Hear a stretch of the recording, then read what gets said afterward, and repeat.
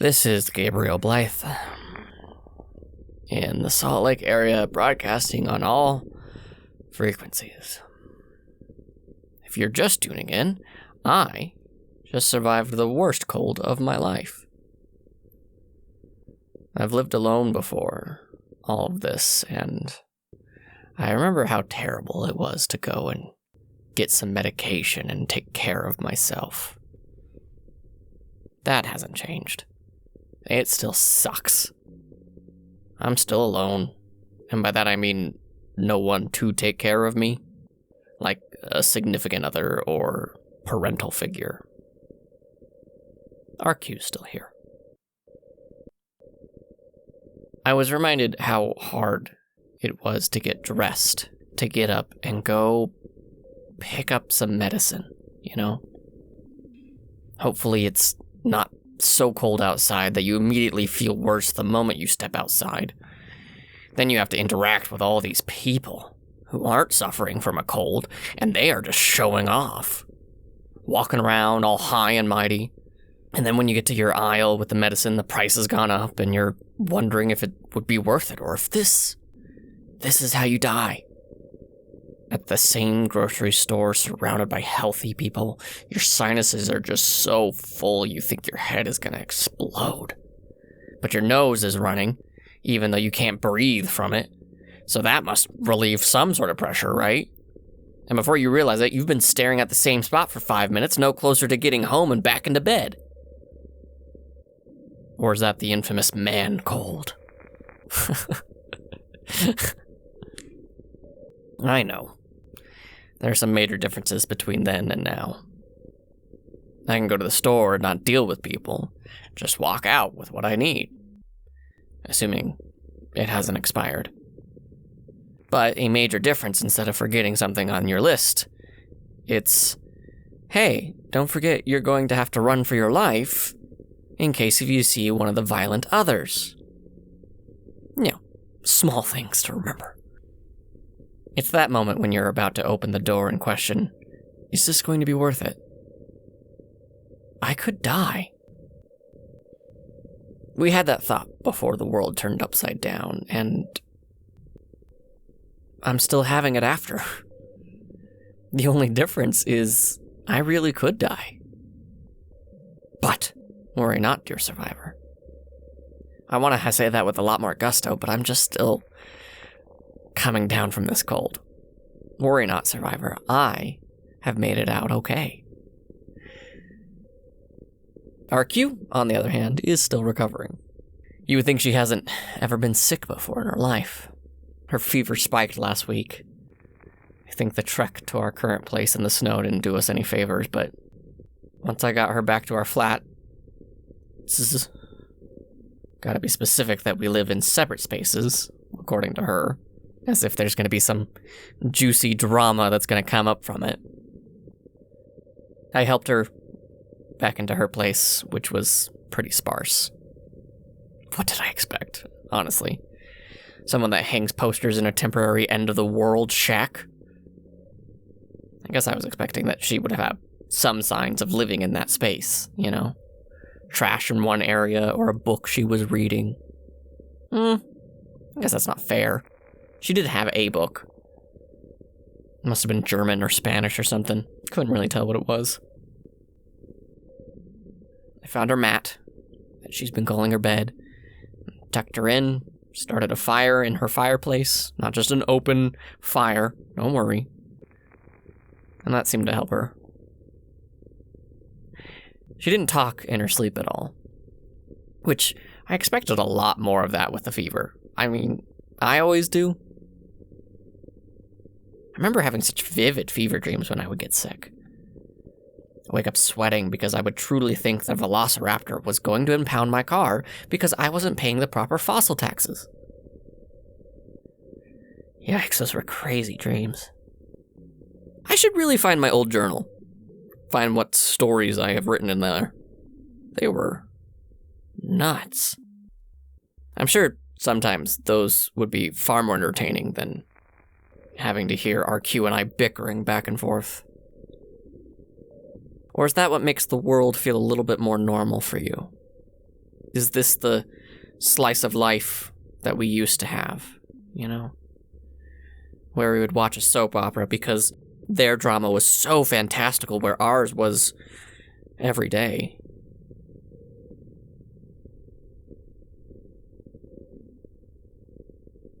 I am kind of struggling keeping up with this radio thing. I want to inspire people. I want to make sure you are taken care of.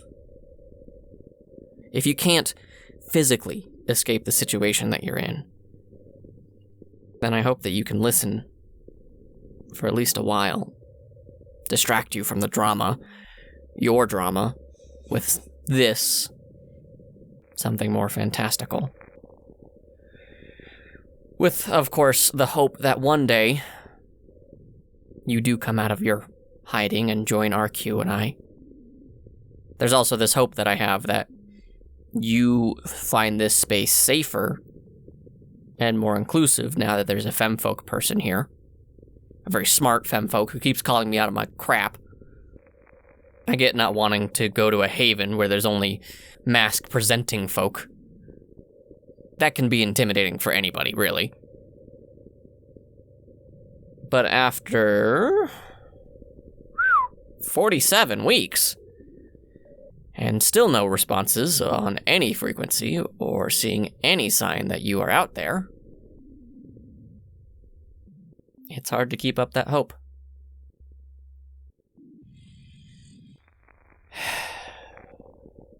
Isn't that just wishful thinking for you?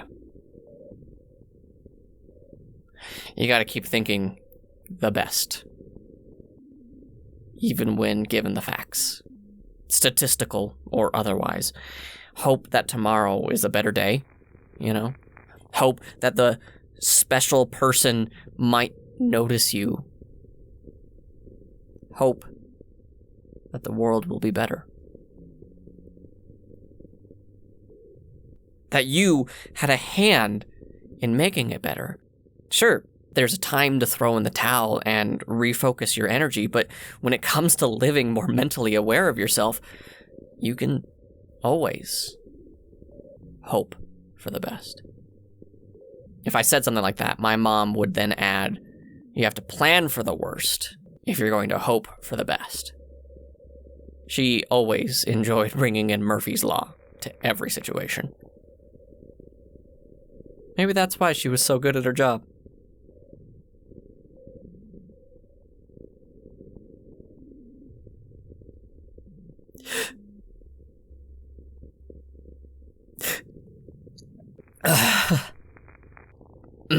Not gonna go down that path again. Sorry, give me a minute.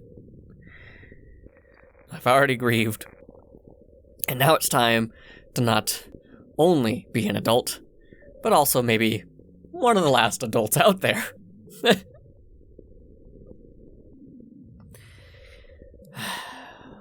Gotta get back to RQ and make sure she's taking care of herself so you out there in Radioland can enjoy our drama, fantastical or otherwise. I gotta be honest, I still wonder what she was doing before all of this, before Bluffdale. How was she surviving? And how did she make those ravens do that? Which I still think that she did command them. From what I can tell, she would move from one place to another.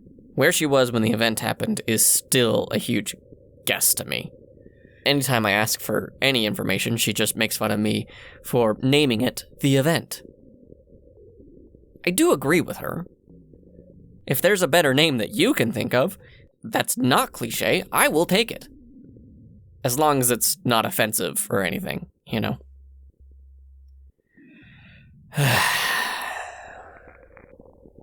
you remember when it was just you and me, dear radio? Just trying to figure this all out. Now I have more questions and another mouth to feed. And I still don't want all of this responsibility. What was I even thinking starting this broadcast? I did read that you have to keep up your habits, good or bad, in times of stress and uncertainty. Keep a rhythm, if you will. So maybe that's what this is. You know, a bad habit. I wouldn't even know what I would do if I quit this. What would I devote my time to? Bugging RQ. But again, I am holding out hope. No matter what. And I think it's going to be worth it in the end. Hoping that I can help someone out there.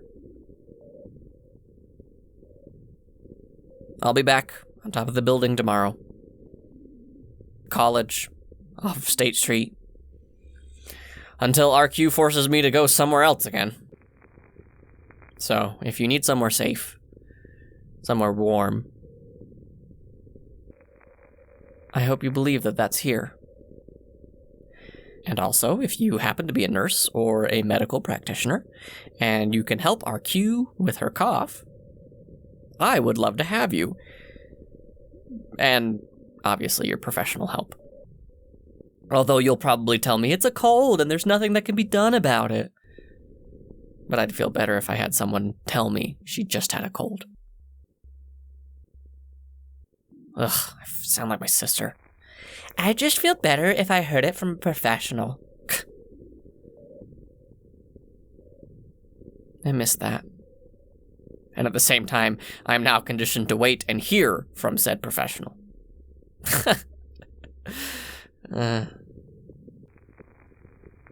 Remember, you aren't alone out there. You don't need to be. Stay warm. Stay dry. Good luck out there.